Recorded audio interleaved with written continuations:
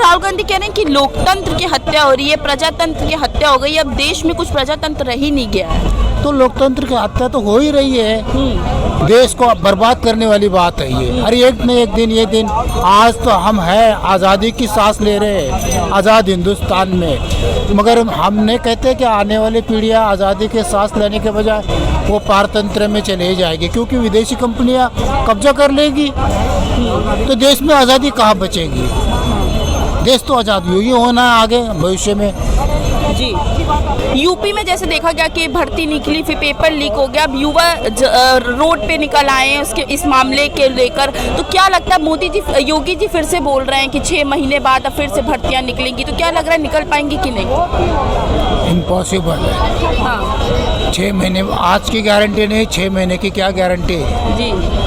ये 6 महीने के बाद में कोई किसी को, आज वो इलेक्शन हो जाने के बाद में पहले तो 6 महीने का वादा करेंगे और वादा करने के बाद में लुभाएंगे लोगों को वोट हासिल करने के लिए। 6 महीने के बाद में उनको नौकरियों को ये धक्के खाते रहेंगे और वो धक्के दिलाते रहेंगे और कुछ नहीं होगा। हाँ।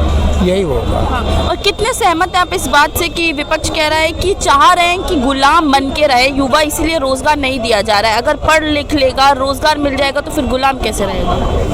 एक्चुअली में गुलामी की जो बात आती है ये पढ़ लिखने वाली बात तो बाद में आती है, पहले तो ये देश को जो है संगठित करना।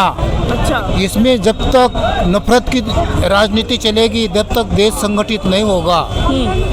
और अगर गुलामी की बात आती है तो ये हमें तरक्की के नाम पर ये रोड के ऊपर रोड बनाए या महलों के ऊपर महल बनाए। अच्छा। इन्होंने इसमें पार्लियामेंट को बनाने के लिए कितना पैसा बर्बाद किया, रोड बनाने के लिए कितने, मंदिर बनाने के लिए कितने, ये जो कर्जा कर्जा ले लेके लोगों को तरक्की दिखा रहे हैं, ये तरक्की नहीं है, ये गुलामी की सीढ़ियाँ है। जब ये गुलामी का आज एक इंसान के सर पे 1,40,000 रुपए का कर्ज आता है, तो आज अगर 1,40,000 का कर्ज आ रहा है और आगे इनको और आगे दिखाना है, अपनी ही बात ऊपर करनी है। अब लोगों के लिए सिर्फ एक लुभाना एक काम रह गया उनका, लुभा के उनको एक ढांचे में ले आना, कोई भी एक उसको एजड़ा निकालना है और उसमें दिखाना है कि हमने ये किया, हमने वो किया, हमने वो किया। तुमने क्या क्या किया? तुम एक प्रधानमंत्री हो, देश के लिए तुम्हें करना चाहिए, तुम्हारा फर्ज बनता है, तुम्हारा कर्तव्य है ये, लेकिन तुमने ये किया, ये कहकर दुनिया को बेशर्म अपने आप को समझते हो, अपने आप को अपना ही क्रेडिट डाउन करवाना चाहते हो और लोगों से क्रेडिट बनाना, वो कहते हैं कि हमने ये बनाया, इसका क्रेडिट हमको मिलना चाहिए, उसका उद्घाटन हमने किया, वो बनाया, उसका क्रेडिट हम ले लेंगे। क्या क्रेडिट ले लेके तुम आचार डालोगे? कितनी उम्र बची तुम्हारी देश के लिए और तुम्हारे अपने लिए, मगर तुम्हें ये अक्ल नहीं है इतने बड़े प्रधानमंत्री होकर भी देश के लिए क्या करना है, देश की जनता के लिए क्या करना है। तो ये तो बात जायज़ है जी, जो विपक्ष कहता है वो बात जायज़ है बिल्कुल उनकी। राहुल गांधी भी कह रहे हैं कि मोदी जी लगातार युवा को बरगलाने का काम कर रहे हैं, क्या युवा को सच्चाई नहीं पता है? युवा सब जानती है कि क्या हो रहा है। युवा को बरगाने का काम हो रहा है, सच्चाई भी सामने है, आप जानते हैं, हम जानते हैं, पूरा देश जानता है। लेकिन यहाँ क्या है कि खरबूजा को देख के खरबूजा जब रंग बदलता है ना, तो वही बात सामने आती है कि ये जो देखते हैं ना, ओ मोदी ने ये किया, मोदी के पीछे दौड़ लगाओ, चाहे मोदी ने उनको डंडा मारा है, मोदी ने उनको थप्पड़ मारी है, वो थप्पड़ डंडे को नहीं देखते, वो सिर्फ धर्म के नाम पे राम को लाया है। अरे क्या राम को लाया? राम तो पहले के थे यहाँ पे, राम को तुम थोड़े लाने वाले हो, तुम्हारी औकात है राम को लाने की। अच्छा। तो तुम राम को लाने का क्रेडिट लेते हो और लोगों को एक भ्रम में डालते हो, हम हिंदुत्व की राजनीति कर रहे हैं, तो ये भी गलत है।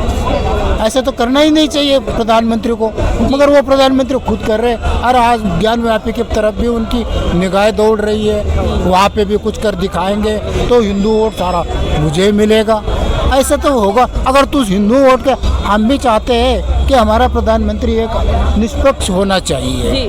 निष्पक्ष प्रधानमंत्री जब होता है ना तो सब धर्मों की, सब मज़हब की, सब अमीर गरीब की, सबकी सूद लेता है वो। ये अमीर गरीब की सूद नहीं ले रहा है, ये अमीरों को अमीर बना रहा है और गरीबों को गरीबी रेखा के नीचे धकेल रहा है। और कहने के लिए मैं लोगों को अनाज दे रहा हूँ, मैं लोगों को ये कर रहा हूँ, मैं लोगों को वो कर रहा हूँ। अनाज 5 किलो अनाज एक कुत्ते को 1 हफ्ते की खुराक है उनके अमीरों के, 1 हफ्ता भी कम पड़ता होगा उसके लिए। और वो हम गरीबों को 5 किलो अनाज देकर बहुत बड़े झंडा गाड़ रहा, बड़ा क्रेडिट ले रहा है। अच्छा। किसान लोग वहाँ पे अनाज पैदा करते हैं, क्रेडिट उनको मिलना चाहिए।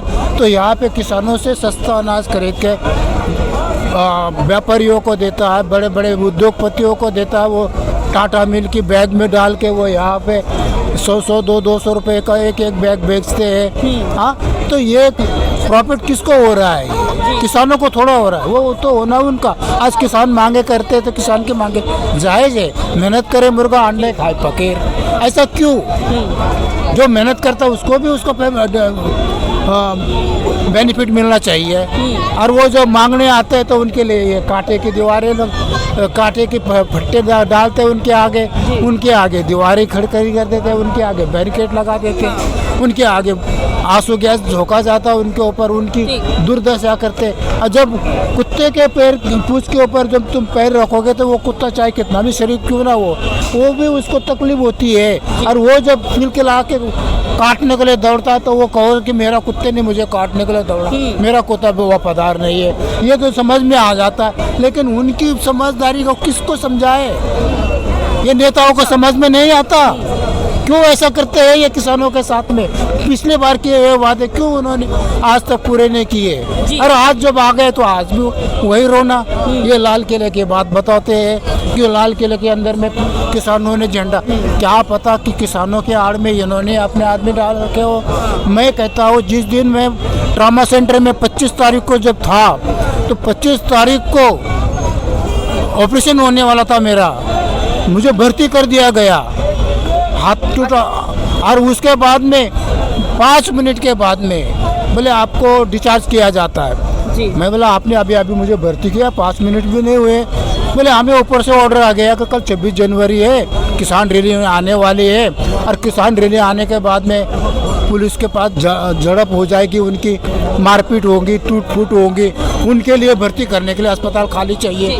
और जो लोग अस्पताल में थे एडमिट, जिनके ऑपरेशन हो चुके थे, उनको भी डिस्चार्ज कर दिया, यानी कि टोटल अस्पताल खाली। अब ये जब देखा हमने तो हमने सोचा कि भाई जब उनको डिस्चार्ज कर रहे हैं या हमें डिस्चार्ज कर दिए तो क्या हम कौन से उनसे बड़े? तो हमने क्या किया, फिर 26 जनवरी के बाद दूसरे दिन आके देखा। 26 जनवरी के दिन जब देखा मैंने तो मैं हनुमान मंदिर के सामने था वो रैली देखने के लिए। और वहाँ से रैली आ रही थी ट्रैक्टर वगैरह, और आधी रैली इस रास्ते से आ गई। तो आपको रूट मालूम है रैली का कौन सा? प्रधानमंत्री बैठे कहाँ पे? अच्छा, इस बात से कितने सहमत है? कह रहे हैं कि जो नीतियां हैं मोदी जी की वो भ्रष्ट है, भ्रष्टाचारी की नीति। मैम अभी एक बात को मत काटो। अच्छा, अभी जब प्रधानमंत्री इसमें इंडिया गेट में है, इंडिया गेट में प्रधानमंत्री, तो प्रधानमंत्री को मालूम होना चाहिए हमने कौन सा रूट दे रखा उनको, वो किधर से आएंगे, वो कैसे आएंगे। यहाँ तक तो सही सलामत आ गए जी। और यहाँ से वो आधी रैली इधर से और आधी रैली उधर से। तो इन्होंने क्या किया, ये एक सोची समझी प्लानिंग मैं समझता हूँ ये इनकी है, क्योंकि उन्होंने किसानों को बर्बाद करने के लिए ये झंडे को हाथ लगाना। किसान कोई झंडे को हाथ नहीं लगाएगा। किसानों की मांग जायज़ है या नहीं है ये तो तुम साबित करके दिखाओ। किसान कितना देश का रखवाला है या देश का अन्नदाता है ये तो तुम मुंह से कहते हो, तो ये कैसे कहते हो कि किसान ने झंडा उतारा? क्या पता किसान के आड़ में इनके आदमी ने झंडे को हाथ लगाया। ऐसा भी तो कर सकते हैं। ये जब आदमी जंग और मोहब्बत में सब कुछ जायज़ होता है तो अपने माँ बाप को भी नहीं बख्शते। इस तरह का ये माहौल आज का चल रहा है। आज इलेक्शन आने वाला है और इलेक्शन आने के लिए देखो आज कितने हम आप कितने दिनों से इस जगह पे एक दूसरे को समझते समझाने की कोशिश भी करते हैं, लेकिन ये समझने की कोशिश क्यों नहीं हो रही है? क्योंकि उन्होंने जो है अंधभक्तों को पैदा कर रखा है। ये अंधभक्त जो है वो नारे लगाते हैं, अंधभक्त जो है सच्चाई को वो देख नहीं पाते। आज एक गरीब से गरीब आदमी का भी उदाहरण ले लो,